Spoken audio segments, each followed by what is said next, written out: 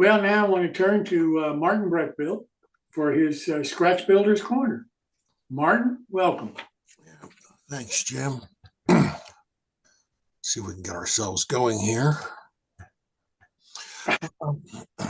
So, picking up where we were last week, I reviewed the basic truss rod car flat base that I built on, and there were actually 8 of them by the end of that last week, including, but there was a 9th one. So we're going to take the 9th one forward into a new project. This will be a bit of adventure because it's a type of car I've never actually built before, and we'll see how this all turns out in a couple of weeks. We're lucky this year if I ever get the car done. So here's the 9th base, missing the brake and truss rod stuff, but that's last week's show, and adding that in is not a significant problem. We've already seen how that's done, but you can see at the far right end, there's a resin casting for a traction radial end casting. I have a box of these, pile of these left over from God knows how many years ago when I was building a CERA box trailer, freight trailer for my column and O-scale trains.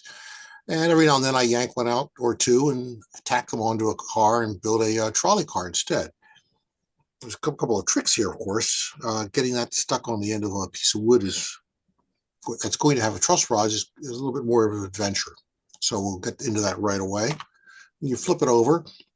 Well, on this side, I've already put the decking on the radial casting. Just whatever the other was, I think those are O-scale 3x7s. It's what I have a lot of, so I use them, and they look okay. They're a reasonable sized board for decking. This is where it gets interesting more.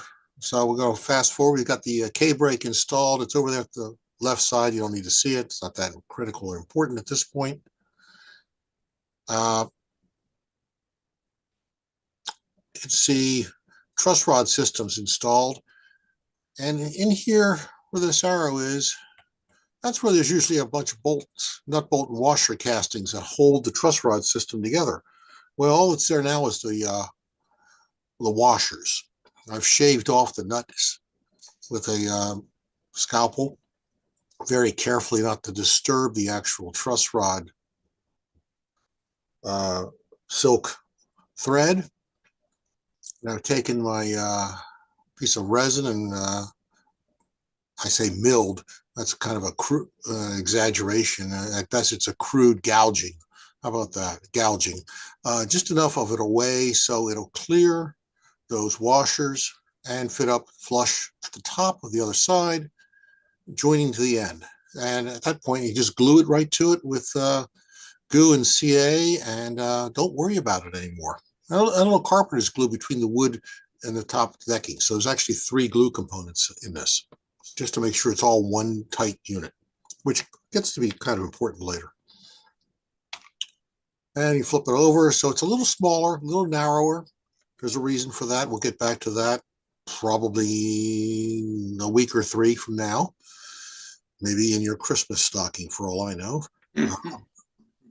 But it's glued on. If you flip it over, and I've added the decking to bring it up flush to this side, and now you can't see that gouging. So it's nice and tidy and clean. This becomes kind of important that it's actually flush with the underbody framing too, because we're going to have to put a coupler on this eventually. Okay, so sides and ends. This gets sides and ends. They're obviously nowhere near as long as the car body. There's 2 sides that are cut to length. The ends are not cut to full dimension because not quite sure where they're going to go exactly, and what gets put on them is kind of up to grabs at the moment when I made this slide. So the sides are set. We're not going to worry about the ends immediately. We can always trim those to fit later. More importantly is working up the roof. Okay, we know how long a roof section we need. This is just a piece of old Caboose roof, as it was sold, I guess, by Northeastern for decades and may still be available for all I know, out of my parts bin, but it doesn't really work entirely well for a roof by itself. It's kind of ugly wood, and there's a groove on the top, so we got to fill that groove. Okay, so we fill the groove on the top, on the outside edges, this little recess section with some strip wood, sanded smooth. Cover over the end grain with some thin stock, probably some 2-inch O-scale stock. Trim it to the contour of the top, and then add another good chunk. This is a good, not an eighth of an inch, maybe in 30 seconds short of an eighth of an inch. But we add that and cut it back so it gives room for the end to sit underneath the roof. So you can see this is what it's sold with. That's great for the sides to sit under and butt up against the roof. There's nothing on the ends. So now we have that. So the ends fit, 1/16 inch scribe siding fits up under the ends nice and smoothly now. Hope that's clear to anybody or everybody. And in my attempt to actually try to be organized, I've even labeled the sides. There's an A side, a B side, and an F side, which is the front. I probably built this exactly reverse and ignored that as I went along, but I tried, I made the effort. Sometimes it matters because sometimes when you try to measure things out and get it precise, you fail. And it's nice to have things match up. Okay, so we're going to build up the sides. This is just a piece of Z wood. I think that's still available. If not, you can make your own, or you can make it, get a piece of evergreen styrene or even brass if you're really adventurous. That's just glued on with carpenter's glue, and then we build up some wood ladders. I happen to like these wood ladders. These are really nice. They look good. They're laser cut. They come from Bana, I believe. And the only issue is that the slot for the rungs is a little snug. So you actually have to go in here and trim every single rung just a little bit off before you try to force it into the hole on the ladder. It's a good exercise in patience. Okay, so we've got the Z shape in. I've got some vents up on the high end, up a corner on the one end. Those are from Scale City Designs. I have no idea if they're still available or not. I'm hearing and reading some troubling news about Scale City Designs. They may or may not still be in business. I hope they are, desperately hope they are, because I love getting their parts.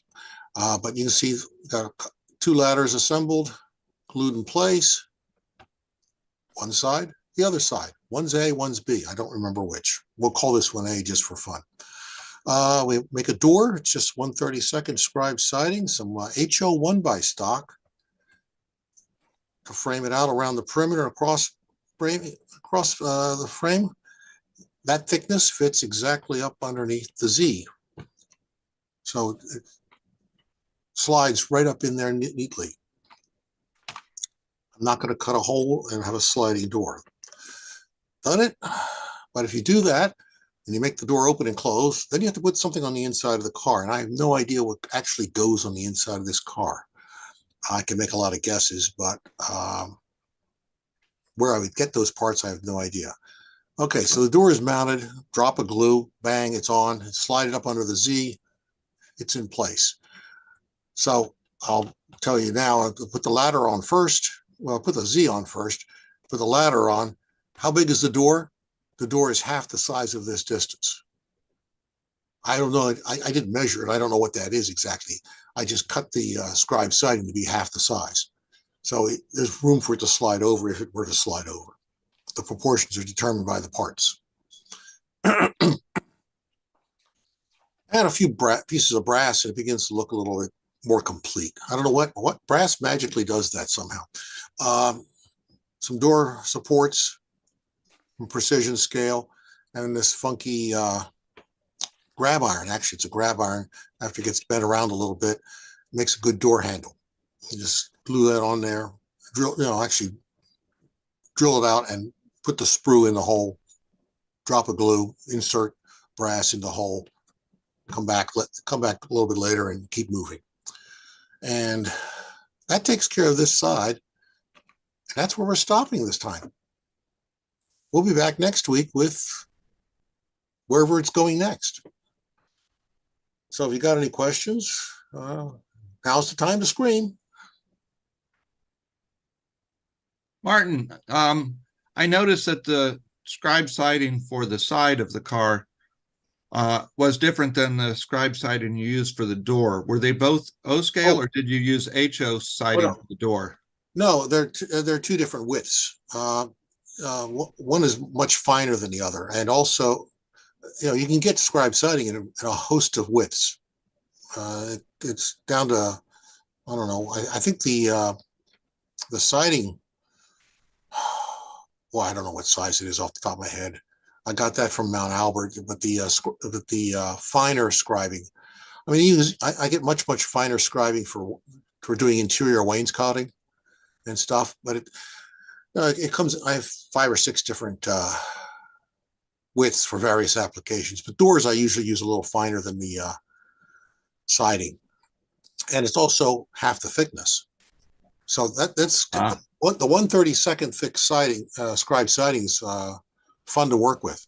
It's very, very, well, not very, very, it's moderately very fragile. I mean, it's a little flimsy, but it's really, when you want something thin to work with, as opposed to the clunky 1/16 of an inch stuff, well, the 32nd stuff is really fun to have.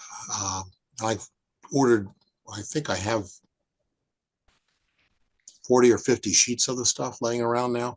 I ordered a bulk order from Kapler before they were sold. So I'm set for another couple of years. Thank you. Yep. Martin, I'm learning a whole different model railroad language every time you do a Bible. Well, I'm making up half the words. Anybody else have any questions for Martin? Thank you so very much. All right. Have a great Thanksgiving. See you next week.